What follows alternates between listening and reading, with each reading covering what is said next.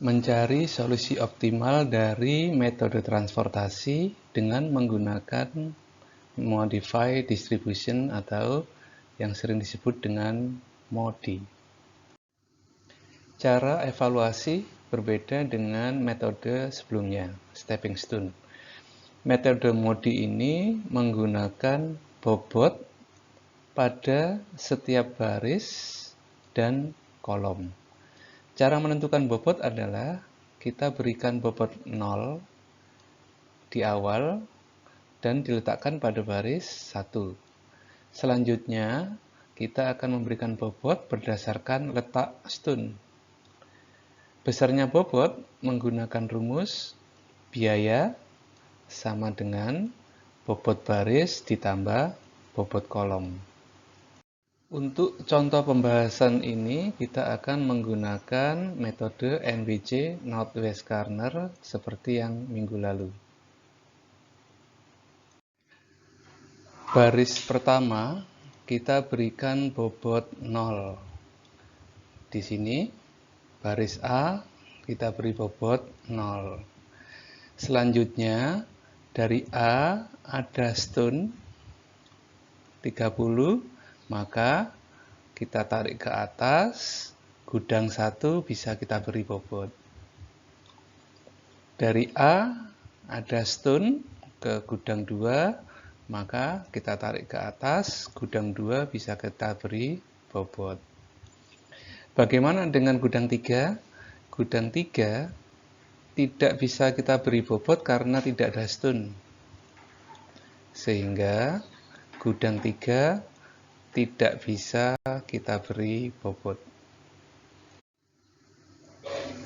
Besarnya bobot mengikuti rumus yang sebelumnya, yaitu biaya sama dengan bobot baris ditambah bobot kolom. Sekarang kita lihat bobot 0 pada baris A ada biaya 25, sehingga untuk menentukan A ke 1,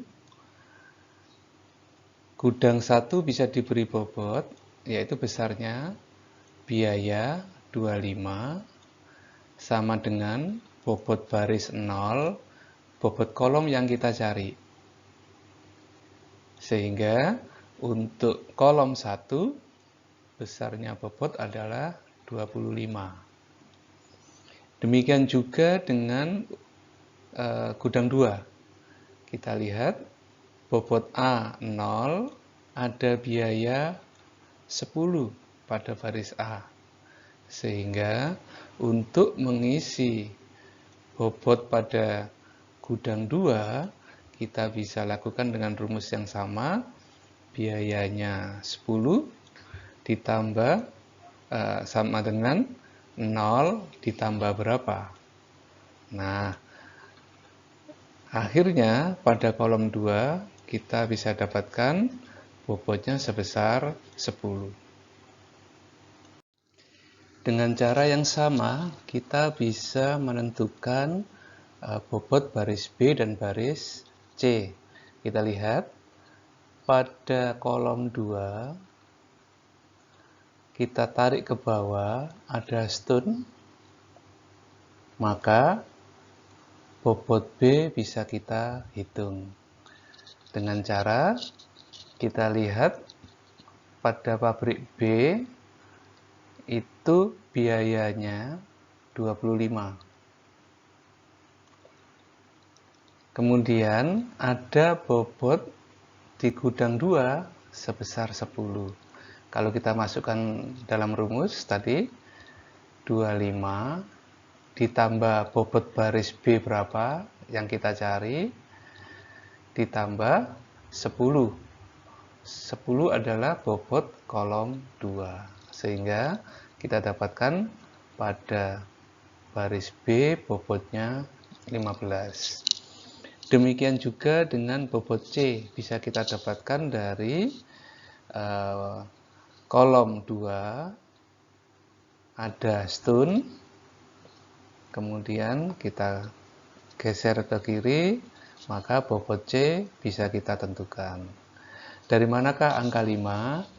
Dari biaya 15 yang ada di C gudang 2 kita tulis sama dengan berapakah bobot baris yang kita cari ditambah bobot kolom 2, 10. Sehingga dengan rumus ini dihasilkan C sebesar 5. Selanjutnya, dari C kita bisa tentukan bobot untuk gudang 3, yaitu ada stun pada C ke gudang 3, yang terakhir yang belum ada bobotnya, ada stun, sehingga kita bisa lompat ke gudang 3. Rumusnya masih sama, yaitu di C gudang 3 ada biaya sebesar 24. Kita masukkan biayanya 24 sama dengan 5. 5 ini adalah bobot baris C. Ditambah berapakah bobot untuk kolom 3. Sehingga dengan perhitungan maka didapatkan bobot kolom 3 19.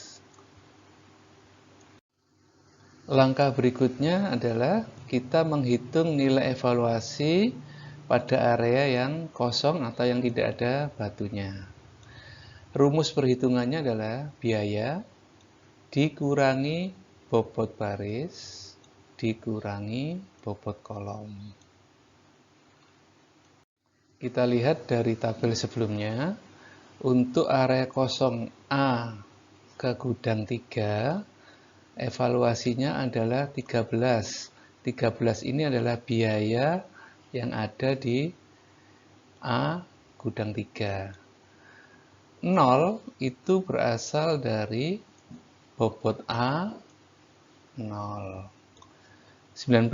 berasal dari bobot gudang 3 19. Demikian seterusnya untuk B ke 1. Area yang kosong yang kita evaluasi. Biayanya 20. Kita tulis 20 di sini.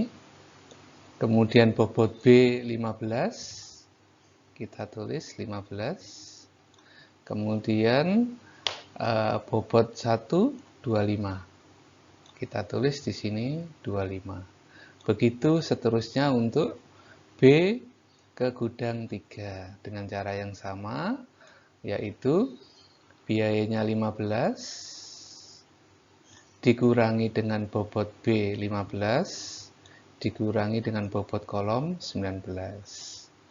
Demikian juga untuk C ke 1. 30 adalah biayanya, 30 dikurangi 5. 5 ini adalah bobot C. Dikurangi 25 itu adalah bobot kolom 1. Dengan demikian maka kita bisa menghitung min 6 untuk A ke gudang 3, B ke gudang 1 min 20, B ke gudang 3 min 19, C ke gudang 1 0. Seperti cara sebelumnya, hasil evaluasi dipilih yang negatifnya terkecil. Dalam hal ini adalah B ke gudang 1 minus 20. Hasil ini sebetulnya sama dengan metode stepping stone yang sebelumnya. Sehingga dengan minus 20 ini maka ada stone yang akan kita geser ke lokasi baru, yaitu lokasi B ke gudang 1. Seperti yang sebelumnya, disinilah posisi untuk stone yang akan digeser, yang baru. Stone manakah yang akan kita geser? Sama dengan metode stepping stone. Yaitu kita buat siklus plus minus mengikuti alur yang ada dari B ke gudang 1. Kalau kita lihat di sini, plus ada stun, minus ada stun, plus, ada stun, minus, kembali. Inilah siklus untuk B ke gudang 1. Selanjutnya, untuk kasus ini, stun A, unitnya adalah 30. Stun B, unitnya adalah, B kedua, unitnya adalah 40. Maka kita cari seperti yang sebelumnya, yang bertanda minus, kita pilih unit yang terkecil, yaitu 30. Dengan demikian, maka stun yang baru dialokasikan 30, sedangkan A ke 1 sudah tidak ada lagi. Untuk yang bertanda positif, alokasi ditambah. Untuk yang bertanda negatif, alokasi dikurangi. Dalam hal ini nanti, yang tadinya 30, karena ini tandanya positif, kita tambah dengan 30 unit yang kita geser. Kemudian B kedua, itu unitnya 40, karena bertanda negatif, nanti akan kita kurangi dengan 30. Hasilnya adalah stun yang tadinya 20 sekarang menjadi 50 karena ditambah dengan 30. Demikian juga yang tadinya 40 dari B kedua sekarang menjadi 10 karena dikurangi dengan 30. Inilah hasil dari iterasi yang pertama. Berikutnya kita harus membuat iterasi yang kedua dengan pertanyaan, apakah tabel ini sudah optimal? Jawabnya adalah belum tentu. Kita harus melakukan evaluasi lagi. Tabel transportasi ini dikatakan optimal apabila hasil evaluasinya tidak ada yang negatif. Pada iterasi yang kedua ini, silakan lakukan evaluasi pada area yang kosong, yaitu dari A ke gudang 1 dengan cara yang seperti di atas. A ke gudang 3, kita evaluasi juga. B ke gudang 3, kita evaluasi. Dan C ke gudang 1, kita evaluasi. Selanjutnya hasil evaluasinya, silakan pindahkan ke stun dan buatlah tabel iterasi yang ketiga. Selamat mencoba.